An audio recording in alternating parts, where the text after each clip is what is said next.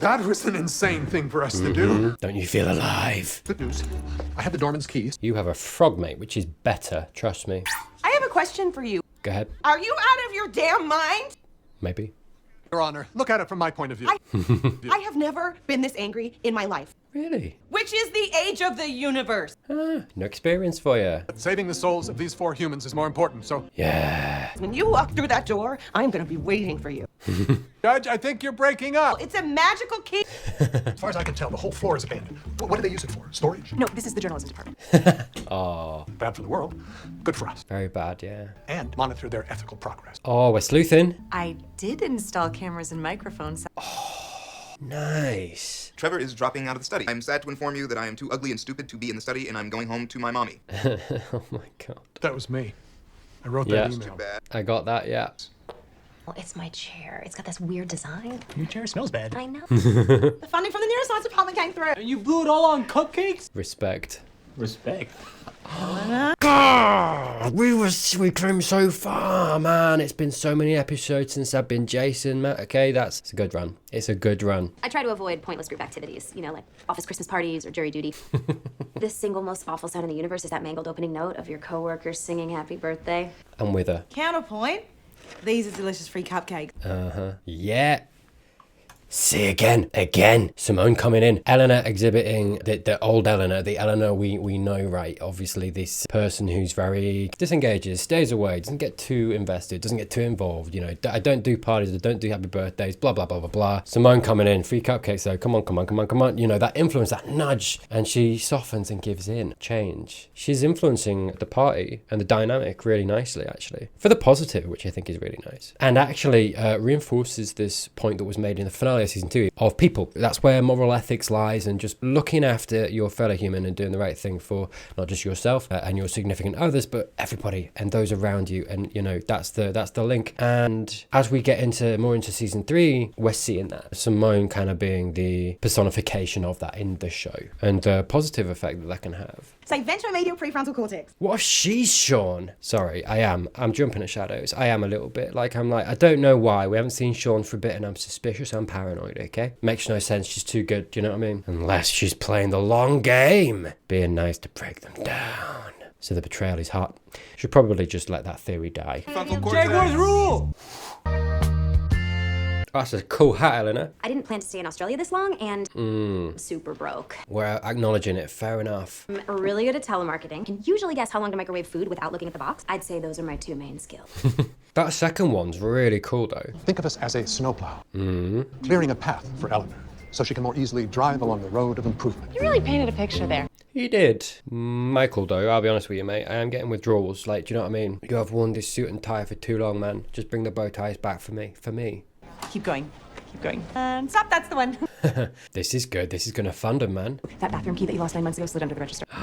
She's so helpful. Because your aunt is actually your mom. Yeah, oh my god. Yeah, you should stop her. This is nuts. This morning, Oh! I found a lot. Oh. Fair enough. $18,000. She's going to blow that all on booze and Better luck next time. Tahani. Oh, my dear girl. Actually, a large sum of money. That's depressing, innit? Another 3 months. It's been 6 months. Okay. You okay there, mate? No. I have to wait to Look at her. Look at her role in the show. They're all at the desk, around the desk. She's always active. She's always moving about. She's always this positive force, right, Jason? As you see down there. And she's like, you okay? What's going on? Everything here is in I don't know how to describe it, like a different zone of time. That sounds stupid. A different clock land. It sounded much more fun, the way he said it. I actually dated a player once. Jortles? Bortles? Blake? If you want to watch with me, you have to learn my Jaguars cheer. Go on. Let's go, Jags! Kick their ass! Yeah! Do you think you could learn that by the weekend? Why do you want to watch football with Jason? I don't. Mad horny. Well, Eleanor's right there. It makes me slightly uneasy to interfere in the personal life of the man. But you're cool with it, yeah? If you think we should, I'm not going to argue. Nicely played. Again, sorry, I'm not picking apart all of the ways that this is kind of making the experiment more of a sham, because like I've kind of already established that this experiment is moot and void, right? It's not really doing what it should be doing. I mean, it doesn't necessarily mean that it's invaluable, right? I should say that, okay? So there's still information to be gathered from this, probably more so from the perspective of Michael, Janet. It's really interesting actually their function in the show, because I mentioned that obviously we have this kind of almost same scenario replayed every season, right? Different setting, maybe, you know, a few different players, whatever it might be, but it's the framework is generally the same. But obviously we have our 4 protagonists, part of that, and they're, you know, constantly reset. Really interesting that Michael he's such a focal character, and if anything actually he's the protagonist of the show, I would say, more so, because he is the one that retains all of this. He is the one going forward with all of this memory, the one that is ever unchanging, at the center of it all, learning, gathering this knowledge. And I mean, his portrayal in the show actually reflects that too, right? I mean, you see him go through massive changes from what we saw in episode 1 season 1, and then obviously season 2 and through season 2, and now in season 3, and now, you know what I mean, he's this guardian angel. He is the teacher almost. He's been imparting a lot of knowledge this season so far as well, and that's my point. He's unchanging. He is this center of the storm, and everything else is kind of around him, just, you know, in the 4, Eleanor, Jason, Chidi, Tahani, constantly being mixed up, changing, and that kind of thing. Just interesting to kind of, I don't know, sorry, just step back and reflect on, I suppose, the pieces on the board right at this point in the show, and looking back at the previous series, and actually kind of just getting a little bit better grasp of, I suppose, what we're watching, right, and what's happening. And like I say, I think Michael's function in the show is, I think, the center, truthfully, at least in function. I went on tangents there, I apologize, but my point is that, like I say, as much as there might be value derived from this situation, more so for Michael and his journey, and him stewarding the 4 through and trying to get them the best outcome, right? That is the show. Him on his mission to do that, this is valuable, right? This is valuable knowledge gathering, I think. But I think what we are actually kind of witnessing in the show, at least at this point, is a bit of a sham, right? It's not really panning out the way it's meant to. Like I say, it doesn't mean that that's not valuable, but it's why I'm not really mentioning the experiment and the rules of it kind of falling down. But I'd also love to arrange for them to get better computers, help them work faster. Yeah, and there you go. Get them new computers, get them to work faster. I mean, all he's actually doing really is trying to speed up the process, right? So there's an argument to be made, if you wanted to make it, that he's not really influencing things so much. He's just speeding up the process. There are, you know, holes that you can pick in that, but... Larry Hemsworth? Oh, okay. I can't believe you remember me. Of course I remember you. We dated. Never expect anyone to remember me. Oh no. I'm only 6'4" and I have one of those forgettable faces. God. Talk to me. I get it, I wouldn't either. I'm as dull as a rock. Oh no. Bring him into the group. We can fix him. I'm so dull and I'm ugly. I'm like a rock. Oh, stupid Larry, stop talking about rock. Larry. How are Chris and Liam and Luke? Sorry. As long as you don't mention my sister. It makes sense that they dated. Who are you? Do you work here? She's got a shirt and tie, mate. Your ex-wife, Samantha, still loves you, but she's afraid to call. You must show her your poetry. Go to her.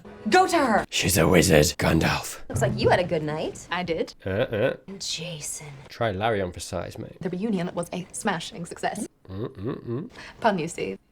We got it. Completely forgot about watching the game with Jason. Homies! A Facebook invite to the Australia chapter of the Jacksonville Jaguars fan club! And of course he had the best time. I'm completely wasted. I gotta go barf one last time and then I'll be ready to learn philosophy! Not perfect, but the pros outweigh the cons. Interesting, that line, isn't it? Not perfect, but the pros outweigh the cons. Exactly my point. Whoa, yeah, time skipping. Lovely. Superboard, activate. Good morning, Professor Anagon. Whoa. I have your lesson plan ready. Oh my god. They really got an upgrade, huh? Last night, Larry Hemsworth proposed to me, and we're moving back to London to begin planning the wedding. I feel like they're going to get reset. This is going too far, too big. Red alert! All snowplowing has to stop immediately. You went too quick. Girls in my social class begin ring training at a very young age. Oh god. It's scary that some of the things she says sounds like a joke, but there's a part of me that's like, maybe it's true. In that sphere, do you know, like, they're all insane. You can see why. Is he ashamed at having a perfect jawline and 0% body fat? Right, tell him that. A dumb old pediatric surgeon who barely has an 8-pack. My god. Do you know what you look like?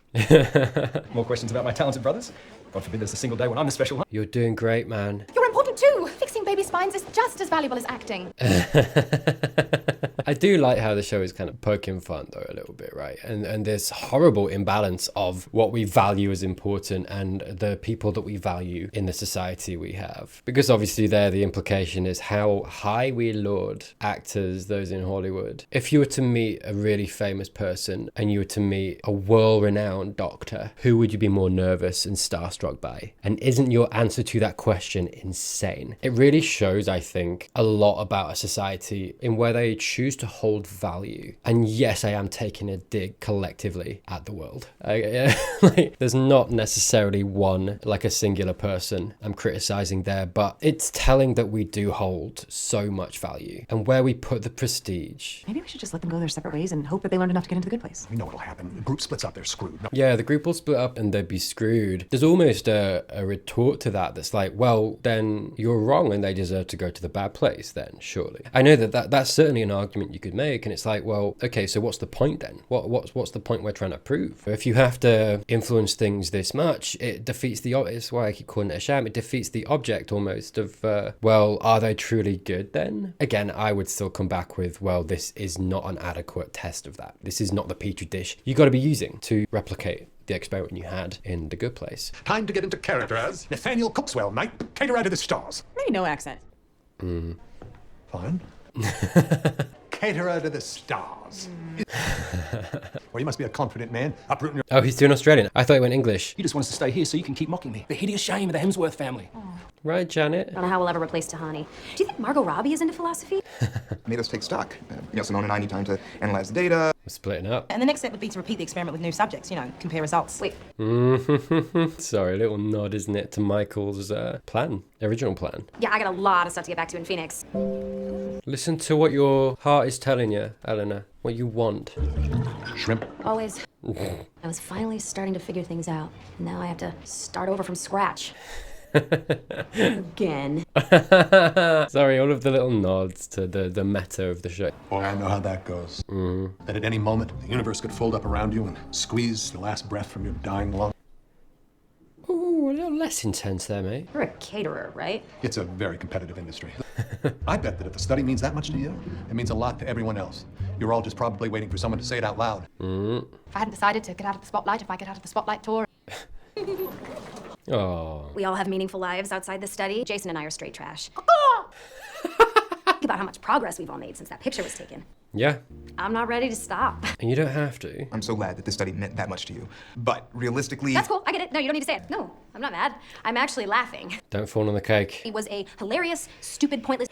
You're lashing out, stop it. I don't need you guys. You don't need me. And since you don't need me... She's running away from being hurt, and before that happens, she's lashing out and hurting them instead. It's a common defense technique that we've seen her do before. Come on, dude. Take the me out of this cake. Don't do it. No, oh, sorry. The deed is done. Pip, pip, too late. USA! USA! That's not ideal. Called a cab like 20 minutes ago. It says it's... You've still got the cake in your hand. I was about to call a cab myself. I have an early class tomorrow. Then I saw my friend hiding behind a plant and I got concerned. Interesting again. How after a meltdown, a breakdown that she just had, who is there? Simone. Again. Common theme, innit? Then my friend lashed out at me again. My friend. You're a brain scientist. Can you tell me why I did that in there? I've already said. Before Chidi could say the thing that would hurt you and make you feel bad, you said stop, stop, stop, stop, stop. And instead, you transferred that into lashing out at people and making them hurt instead, so you weren't the hurt one in the situation, mate. You're welcome. You need a child psychologist. Ooh, jeez. I deserved it. I did. Yeah, fair. Can you help me? Why did I do that? As humans evolved, the first big problem we had to overcome was me versus us. Learning to sacrifice a little individual freedom for the benefit of a group. There we go, group again. The next problem to overcome was us versus them, trying to see other groups different from ours as equals. Isn't that the ball ache? We're still struggling with. That's why we have racism and nationalism. Why fans of Stone Cold Steve Austin hate fans of The Rock. Because he went Hollywood and Stone Cold keeps it real, so the Rock's fans are the real jabronis. I don't think you ever got past the me versus us stage. I mean, have you ever been part of a group that you really cared about? Yeah, she's always kept herself apart, the loner, because she's too afraid of getting hurt. And, we've seen that comes from her childhood and trauma and her parents. Brainy Bunch is basically the first group that became part of your self-identity, and now that's breaking up. You're feeling this new kind of loss. Yeah, directionless. Nothing to go back to. Medical diagnosis is that you're just a bit of a dick. She's great. I love Simone. I think me needs to go apologize to us. And thank you. Well done, mate. Yes, good. I'm sorry. Just really gonna miss you guys. Good. And look at that. What example we just had in front of us of this thing of Eleanor reacted in a bad way. In a way that I think is more akin to what we associate with pre-Eleanor. The Eleanor that is the bad version of her, let's say, right? And with a little nudge, with a little push, with a little help from her community, right? Her fellow human, she's nudged back onto the right path. It comes back to this argument of the innateness versus the external good and which one's better. Does it really matter? And again, it comes back to this of, you know, this example, and does her apology and the strength it took for her to come in and do this and realize the right thing to do, is that less good because she did it at the behest and the advice of a friend that she asked for? She asked twice, help me, what is that? Why do I do that? She wanted to learn, she wanted to know, she just didn't have that knowledge. She didn't have the tools to deal with it because of the trauma of her childhood and everything that happened and the way that she learned to exist and survive in life. It's interesting that we get, you know, the inception of the human race and the us versus them and all that stuff, and it's very much a survival technique almost. And if we're arguing for, you know, the external influences that make us good, and is that worse, bad? If you're willing to say yes, then it means that she didn't do a good thing here. And how insane is that? Do you know what I mean? I don't know. I just don't buy it. I just don't buy the innate good argument. I think it wastes everyone's time. I think it's largely useless when it comes to practically helping each other, which I think should be the point. And again, Eleanor has displayed what Tahani was displaying when she was on the phone to Chidi, being like, is it a good act? Would I be doing good though? It's this desire, this innate, genuine, I think, desire in Tahani and now in Eleanor, in the way that Eleanor was asking Simone, like, what is that? Why do I do that? Why do I do that? Help me, help me. This genuine desire of these people to better themselves and find the right path. They just don't know where that is. They don't know what it looks like, and they need guidance to find it. Does that make them less good people? I think that's a really weak argument if you wanted to go that way. I think the genuine desire to do good is so important, and I think you should give an accolade for. And I know you can get into the nitty-gritty of that, and it's like, well, you know, you can have someone who desires to do good and they actually consequentially did something really bad because of that skewed logic or whatever, or that logic path that they went on. And again, it comes back to this thing. There's always obviously risks to everything, right? There's a flip side to everything, but I think ultimately there's more good to be got from this. And I think in striving for greater good, that's a dangerous phrase, but I don't mean it that way, greater good in ourselves and the people around us as much as possible, relying on each other as arms or shoulders to rest on, a word here or there to help us out and just calm us down, or be like, well, maybe it's this thing, and then there's an act of good that comes from that, should be the goal. And again, we're seeing the show demonstrate that. You know, that kind of concept that we had of the innate good and the external good that we got introduced, you know, at the beginning of the season, they've not let that go. They're still exploring that, and this is an example of it. We should all meet up in Jacksonville. My house is right on the water. It didn't used to be, but the whole city is a swamp and it's sinking in. Just sounds like a smelly Venice, mate. I think I figured out a plan where they stay in Australia and only 5 random bystanders get hurt. Oh my god. It's called arson. Well, now he is kind of acting on the logic of, to help these people, I hurt these people, right? That's not okay. And now we get a negative example of how externally trying to help and nudge and push people certain ways to make them better, you might hurt someone else, right? The show's still really adequately kind of approaching that base concept and coming at it from both ways and kind of demonstrating the negative and the positives of it. Can't keep meddling forever. Mm-hmm. To park the snowplow and trust. This isn't like your afterlife neighborhood, Michael. It's not, and that's a problem. You can't just reset things the moment something doesn't go according to your plan. Yeah, he's a control freak. Why wouldn't he be? You just gave me this crazy idea. Just might fail. It'll probably fail. Yeah. It also might work. Uh-huh. You keep a lookout while I break into the judge's chamber and reset the timeline on Earth. Do it all over again, but correctly. Maybe you unplug it and then plug it right back in.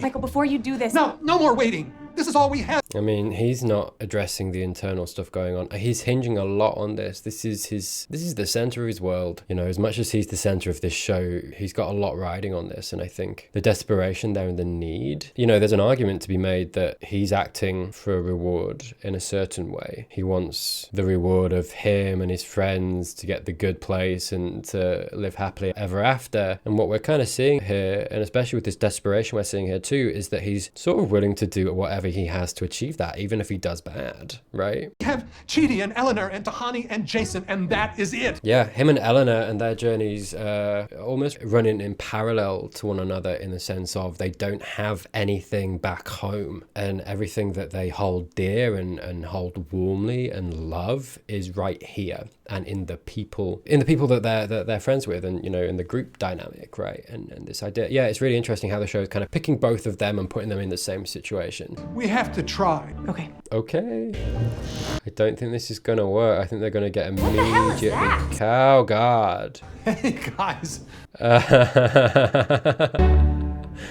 I did, you know what? It was funny when he mentioned, oh, we're going to open a door. I thought he was going to open a door and have them walk through it, like accidentally, and get them out of this timeline and situation. Because in my head, it was the resetting of the timeline. Do you know what I mean? That's what I thought was going to happen. And then obviously, you know, the scene played out, and then we've kind of got a little bit of that. I don't know if we're all going to go through. That's so interesting though as well, right? When you think about it, because we've never seen that. We've never seen humans on Earth with knowledge of the afterlife, knowledge of Michael, knowledge of what's going on, knowledge of this magic and going through these doors. And whew, actually, as much as I was saying that it's almost this same thing over and over again, this framework, right? Just different, you know, settings. This iteration is the same, but it's more real. There's something of a flimsy feel almost to what we had in season 2, because Michael would just reset things, right? A lot. I know we stopped that, right, in season 2, but that was kind of how it went, right? And obviously, as we stopped the resets, we went into the story we got, but there was always like kind of almost a safety net. It felt like it was this very controlled place. Michael had a lot of power. It's kind of a magical area, so there's like a button or a knob, you know, there's a judge to go to or whatever. There's always like a thingamabob to kind of fix it, and it does feel like actually the stakes are increasing slightly in the sense of the humans are on Earth. Michael and Janet have their power kind of stripped from them in that they're kind of stranded on Earth too. They're very at risk. All of this is so fragile now. There's no safety net, so to speak of. Like, it all feels more real. And I think that's really good. I think that's what the show kind of needs, because I think the first 2 seasons are fun and it works really well and it is what it is. But there is an element of, oh, this is just fun. It doesn't really mean anything. Everything keeps getting reset. Oh, we've got loads of safety nets and stuff. Oh, there's magic and stuff. It's going to be fine. Take all that away. What have you got? And I think it's really a really important step to take that away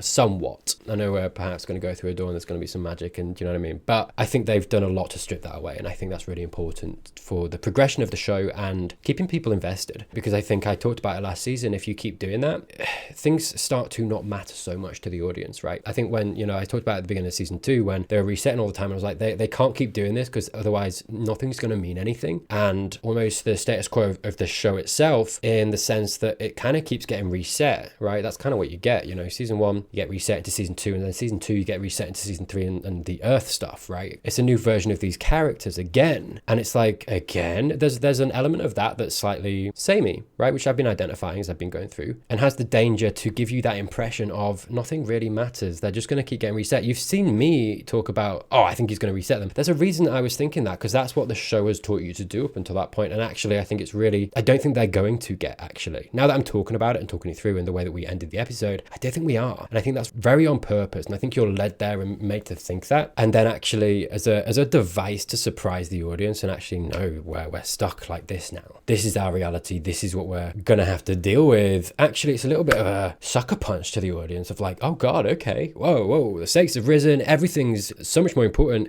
It's not just going to get reset anymore. And the gravitas of just the situation and the show and everything happening to the characters means so much more for that. And it's a really interesting shake-up that I think the biggest difference, almost one of the biggest differences from, you know, the previous seasons into, I guess, the second half of the show, season 3 going into, I guess, season 4, right? And I mean, maybe I'm wrong. Maybe we're going to have some resets or have that subverted somehow. Maybe the seriousness is going to get alleviated or something. But right now, that's where we're at. And I think that's really good. Really important as well. But anyway, that was the Snowplow, episode 3 of season 3. Thank you so much for watching. If this was your first Good Place video, please do consider subscribing down below. I have some links in the description if you'd like to support me further. I've written some novellas. I've got one short story called The Devil's Violin, which I wrote before I saw this show. It's like it's 99p on Amazon if you're interested. It's about the afterlife. It's about someone going to the afterlife and talking to the devil and kind of exploring what the afterlife is. So yeah, wild to me. It took me so long. It took me like 2 seasons of watching this show to be like, I've written a short story about this. Kind of like the same theme, same kind of thing. It's not similar to the show really, but in premise it kind of is. So anyway, if you're interested interested in that, check it out. Link in the description. Early access to my videos on my Patreon, YouTube memberships. They're both exactly the same. Thank you genuinely to those who do support me. Honestly,